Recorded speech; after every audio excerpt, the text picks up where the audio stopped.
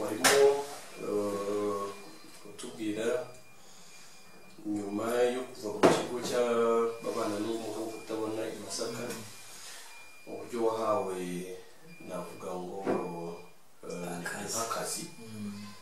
ko kujya n'ubundi ujya gukangurira abandi mu gihugu batandukanye ko bagana icyo kigo cy'i Masaka, hanyuma ariko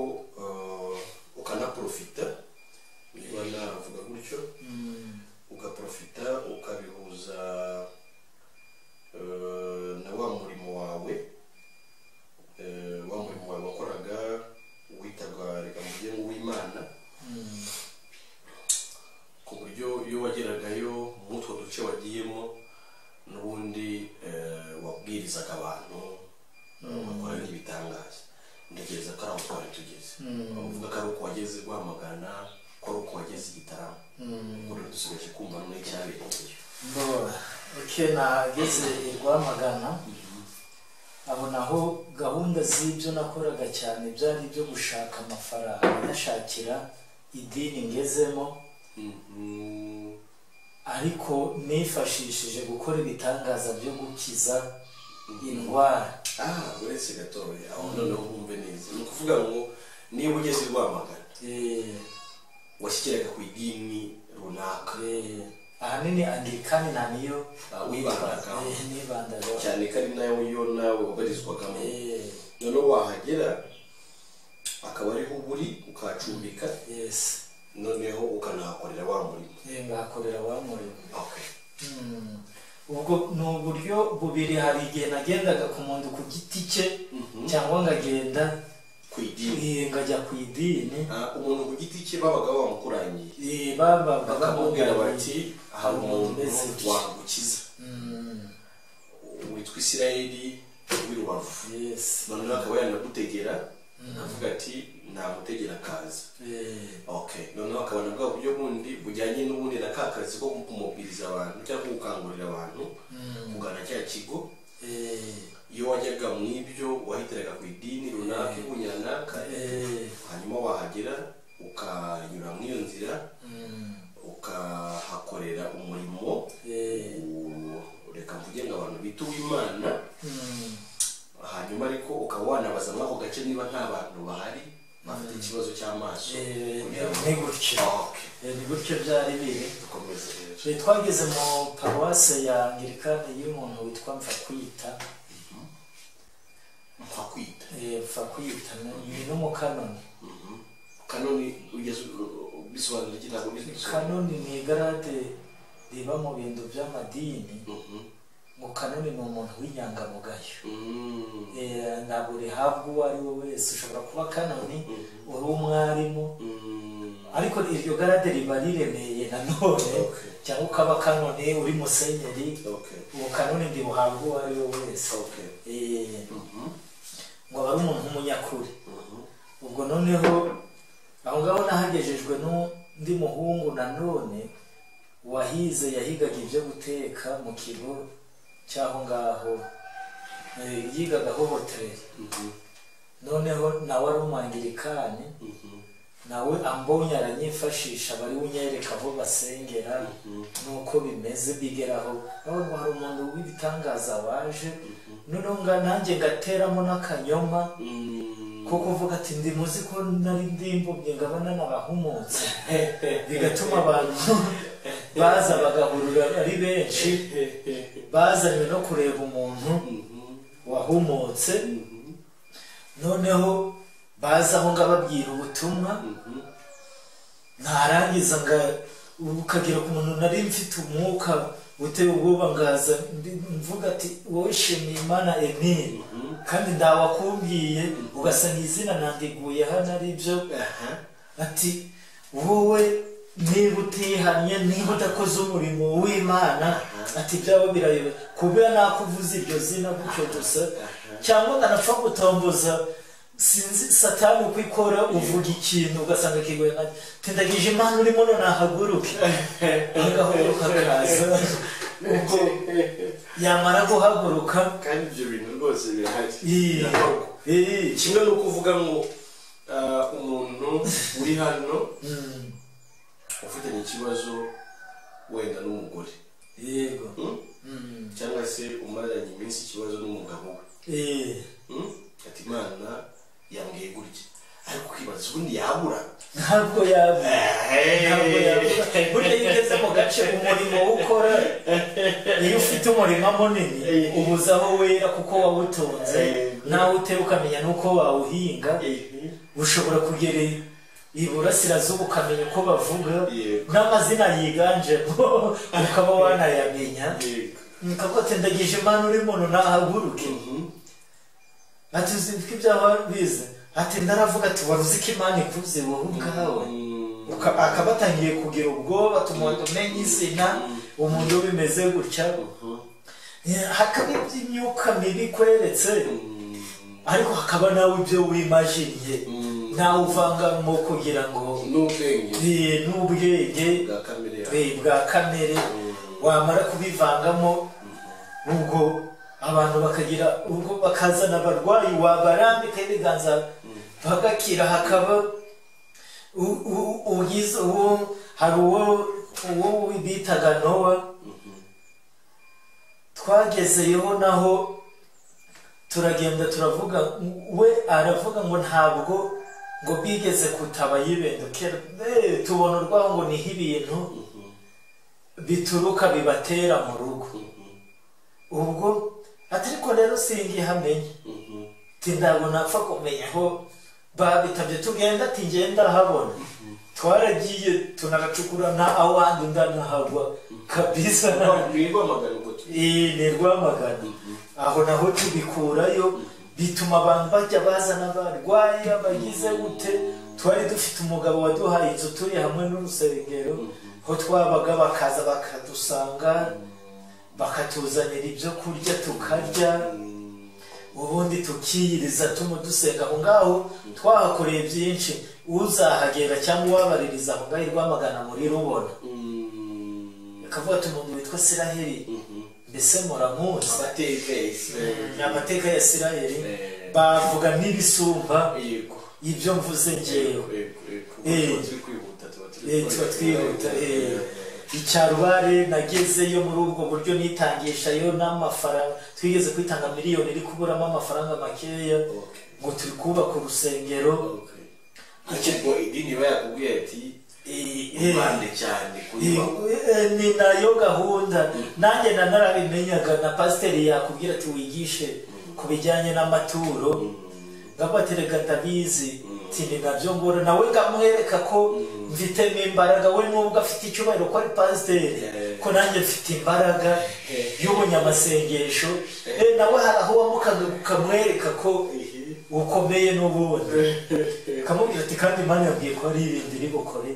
muri iyi paruwase yawe yabona bitanze miliyoni icyo gihe bambaye 70,000 na bimanura mu rugo umugore yawe banati buryo umuvuga bituma ni nabyo navuze mbona amatora ry'abaho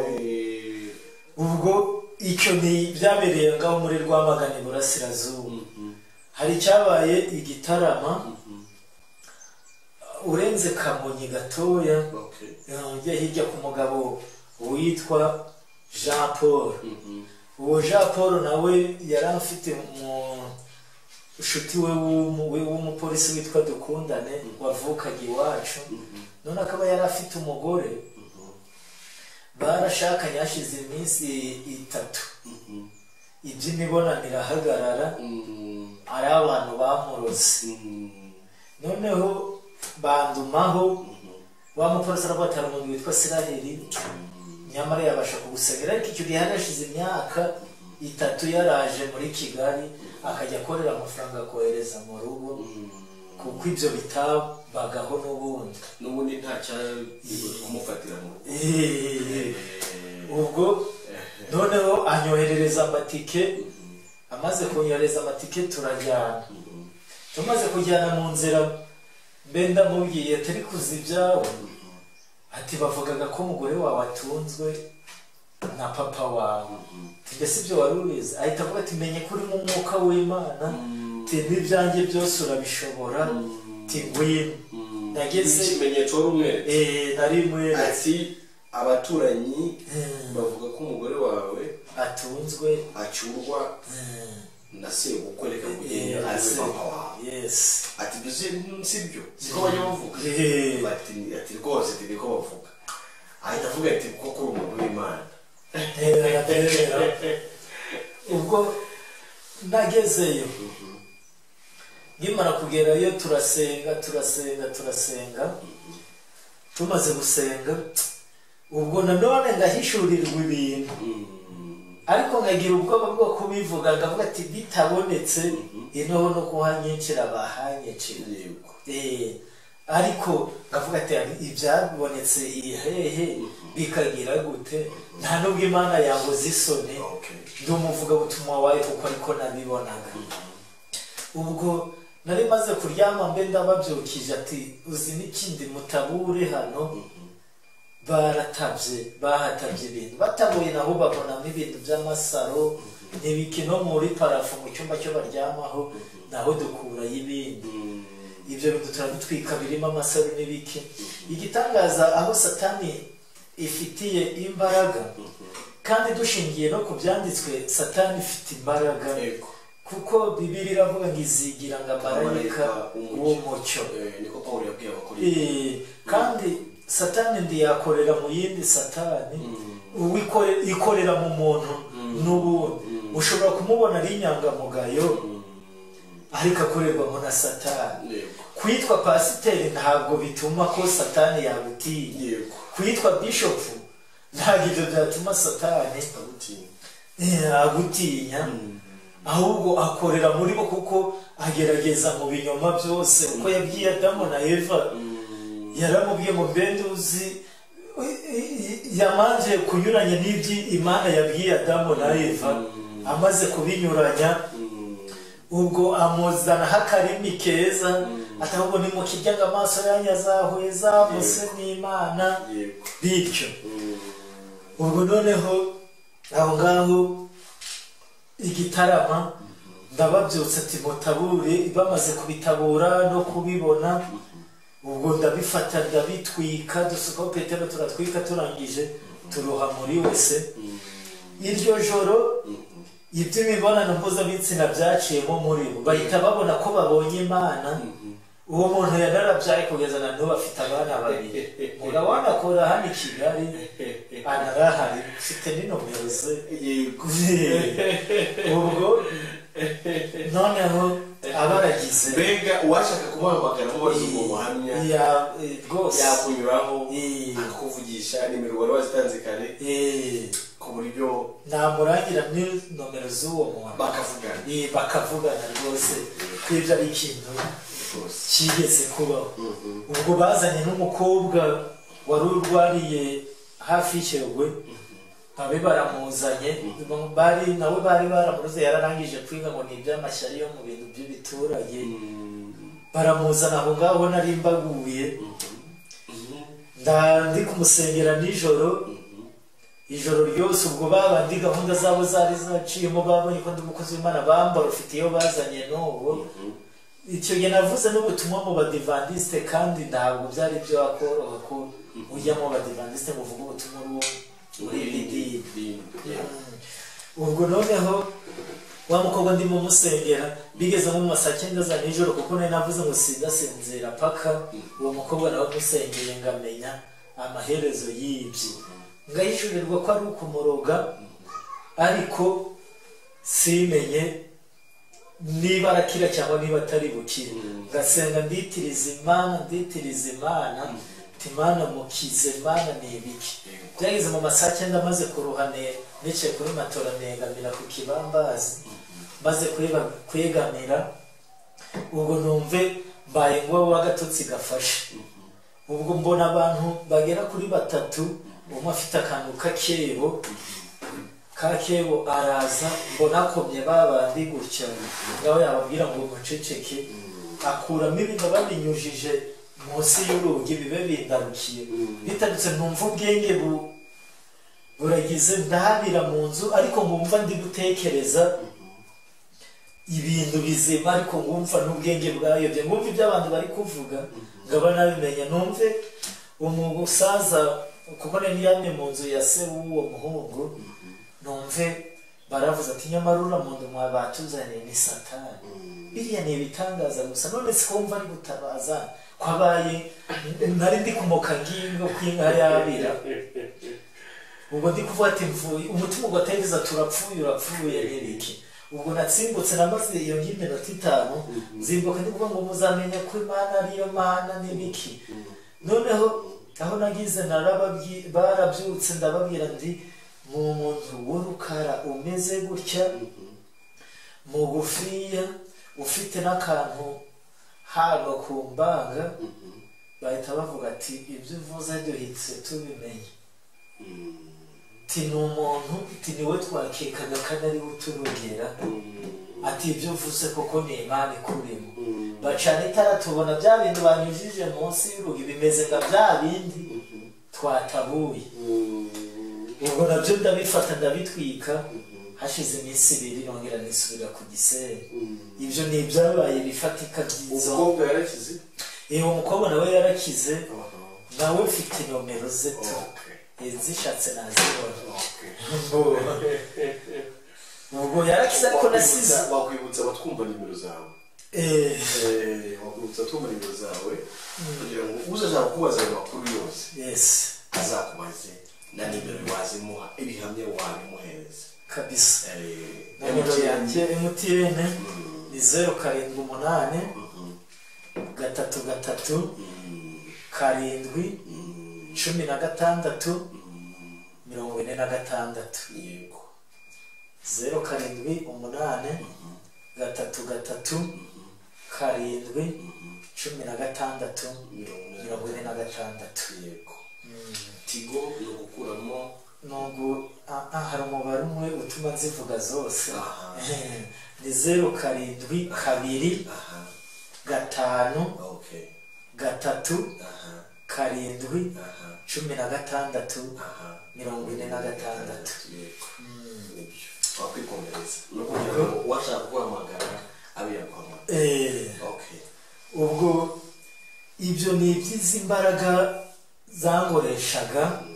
nsengera abantu bamwe barakize mbyita ko ariko kuri ibyo byambaye nabigiriyemo imvune ariko nanone bimbereza fondasiyo yo kubaho muri ubwo buryo nongera nibutse abatwumva k'ibyo nabikoraga nzi ko ndi gukorera Imana kwandika ariko kuri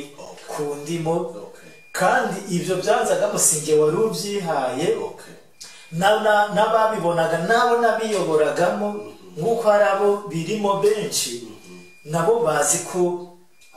ari ukuri ariko wowe tuganira nzi ko warangije kumenya ukuri uko siko kuri ahubwo ibiriye ni ibihendo nk'uko inzira hari aho twavuze ngo inzira ifunganye inyuramo bakeya kandi ntijya ku Mana ariko inzira ijyana abantu ku kurimbuka ni inzira ya gihogere iragaye ni inzira nini abayicamo nibo benshi cyane mu byumba by'amasengesho mu gihe twasengeraga abantu ibyo twaharaniraga anari by'abantu baharanira ubu ngubu ni ibyo kuvuga ngo nabonye ukuboko kw'Imana ngo Imana yacubije tubahanurira ngo ejo ibi ngibi bizakubaho ejo uzabona inzu mu gihe kizaza ugiye kuzashaka Imana igiye kuzaguha umusore niba uri umukobwa umaze igihe niba uri umusore umeze gutya Imana igiye kuzaguha uyu hari n'abo twashyingiraga tubyitirira ngo ni Imana ibivuze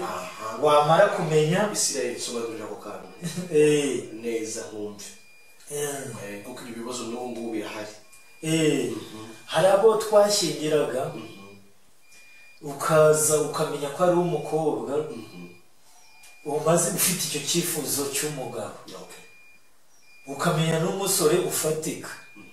wamara kwigisha abantu wakurikiza uko aguteze amatwi kandi ko afite icyo cyifuzo cyo kubona umugore ugahita ugenda ati mani irambwiye iwawe ni Oliva iwawe ni Oliva aho ngaho i Rwamagana hari umusore ntabwo muyibuka izina ariko umukobwa ni mukuru w'umukobwa witwa Garasi twaragiye turamubwira ati wowe umusore wawe n'uyu nguyu bose turabibabwira byageze aho banarashakana bakurikije baba bumva ko ari Imana bumvise ko ari Imana ibikoze nk'urugero rwanjye urwo nashatsemo nanjye narushatsemo nzi ko ari Imana kuko hari umuntu wabimbwiye na n'ubu baravuga ati umugore wawe wanamuhawe n'Imana kuko aritonda aritonda ati umuntu agize umugore ngo wa Isiraheli ati yewe ati kuko bazi ko ari Imana nubatse inzu mu buryo bwa kinyamasengesho bw'ibitangaza nawe mubona mu buryo bw'igitangaza aho nagendaga ngitegekera kwa nyirabukwe ati mwewe tituzakwe 50,000 n'ibyo ngibyo ndi tuzabirenza kandi Imana yavuze ntabwo twagiye avuka mu rugo rukiza ati ndawakwe mu mukozi w'Imana umugore bityo anarubona nageze ino nje gushyingura uwo nakwita ngo ni data bukwe niho na profitenza gusura abavandimwe ari naho tuboneye umwanya wo kugira kino kiganiro nyuma yaho ubwo ubona wabihereza umugisha yari umuntu ukize wakoze muri Sonarwa ariwe twashyinguye ejo Rusororo nawe bikagira akagutinya kandi ari umuntu ukomeye wari umuntu ukomeye ari uwo mukwe ukorera Imana impano z'Imana ibyo kubavuka mu rugo rukeye ibyo nta mafaranga afite ibyo ntabwo twabiraho tutamushingira Imana mubaza akabazo ese nta muntu uza cyangwa se washoboraga kuza akavuga ati noneho wenda ngeneye umusore nk'urugero cyangwa se ntibibaho ushobora kubona utarabikoze wowe ariko se ntibibaho ko umuntu ashobora kuza akavuga ati ko nzi ko uri umuntu w'Imana ukomeye nkaba ngeneye umusore twabana ese ntiwankorera icyo gikorwa ukabwira runaka ko ari we mbo ibyo bibaho nzi ko bibaho ubu ngubu bibaho ariko akenshi mbere y'uko bibaho hari ubushuma bujya bubaho uburyarya nibwo bushuma bujya bubaho wowe waba ugeze ahantu kuko hari uko wereka abantu ko uri umuntu ukomeye kuko twajyaga muri za Kanyarira ukabwira abantu uti tariki 10 n'ingahe mu Kanyarira ngira ngo naho abantu bavuga mu butayu niho bavuga mu butayu bazamuka umusozi ari za Kanyarira ari za Kizabonwa Kadeshi muri Samatari Kibungo Muhoni mu Rutare aho hose najyagayo ngo niho nabaga mbagiye kugira ngo mbakure imbaraga nanone njyanyeyo n'ibyifuzo by'abantu ibyo byifuzo aho wamenyeraga abantu urabateje ubundi nzajya ikanyarira niba ufite icyifuzo nakikujyanira wakizana nkazakikujyanira fata agapapuro agafata agapapuro akandikaho ukamubwira ati wandikeho izina ngo wandikeho n'icyo cyifuzo naho uturuka niho abo bitwa abavugabutumwa bamwe bagirira burya muri uko kwandika izina naho aturuka iyo ushatse umubwira n'icyo akora cyangwa wareba cya cyifuzo cye ugahita umenya imbaraga ze mu mimerere y'uko ateye ukamenya intege nke zaho ukamenya intege nkeya ze cyangwa ukamenya uko ameze mu mutungo kugira ngo uzamuboneho ifaranga icya mbere cyo urabona intege nkeya ze umenye icyifuzo cy'uraba wanakimenye noneho umenye nuko ateye hari nawe utagiraga ibyo witaho kubona nta bushobozi bwo bafite noneho yamara kucyandika gutyo ukabona ni umukobwa uvuze ati njyewe Imana imbaye umusore yego ibi ngiriye neza ati ngeneye umusore rwose ndabivuze icyambere ho babanza ngicyo ashaka ni ubugingo nicyo babanza kugira ngo Imana ibyumve batavuga ngo gitavuga ngo yabanjije ibindi noneho ubundi akongera akandikaho hari abandikagaho ngo akazi abatwumva bumve kubona akazi gusaba Imana akazi nibwo bugingo icyo akora nangwa n'uwo wanditseho nanone ngo ubugingo nubwo atanariko kuri nanone ubwo butabonwa mw'ubwo buryo ndibubonwa muri ubwo buryo ariko abagaragaje ko yifuza icy'agaciro nicyo yifuza ni uko atarabona inzira cyangwa igihe kitaragera cyo guhishurirwa iby'ubwo bugingo ari nabwo tuza gukomeza kugaragaza uburyo umuntu abona ubugingo buhoraho yesa nariho tugiye gukomereza tubona uburyo k'ubugingo buhora ariko abantu bamenye ko ayo mayoberane ahari twajyanaga ibyo byifuzo ngo tubijyanye aho ngaho ikanyarira umuntu ukabona araje azanye ngihene mu rusengero cyangwa inka runaka Isirayeli yaransengeye cyangwa ukabona aje iwawe azanye impfukire ni ukugutura azanye ng'indobo y'ibirayi yego cyangwa azanye n'amafaranga kabona ati rwose waransengeye byaratunze cyangwa ukumva ndaragutelefone ati ni benshi bakundaga kuntelefone ati rwose ati ni Imana iri muri wowe nabonye umusore undi ati nabonye umukobwa ati tuzaza kundahira ubukwe hari abo twatahiye ubukwe twanarabasengeye nabwiye umuntu ni hano i Musanze hari imbanuka yigeze kuba bari bamaranye iminsi 7 kuko nari nagize uruhare rwo gusengera ubwo bukwe mbwira uwo mukecuru nawe mfite inomero ze ndamubwira ati mbema ntabwo bano bantu bawe ndi kubona batazabana nubwo mbikubwiye mbere nibishake biguce indege cyangwa ndizibiguce ariko ndibazabana hashize iminsi 7 oya nibyo mwero 2 nabataha ubukwe mu bandi umugabo ataha ubukwe umukobwa arasigara amaze gusigara bahura n'imbanuka umusore arapfa bamananye ibyo mwero 2 na n'ubu mama w'uwo andumagate ati wowe uba mu mwuka w'Imana kubera ko ari we wagaragaje urupfu rutari rwabo kandi ntabwo ari urupfu navuze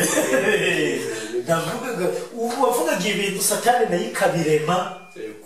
ikabikuza bikaba byo hakaba ibyiguhishuriye hakaba n'ibyo itaguhishuriye noneho twakongera tukaruhuka gake tukaza kugaruka noneho dukomereza kukuri noneho kukuri namenye sawa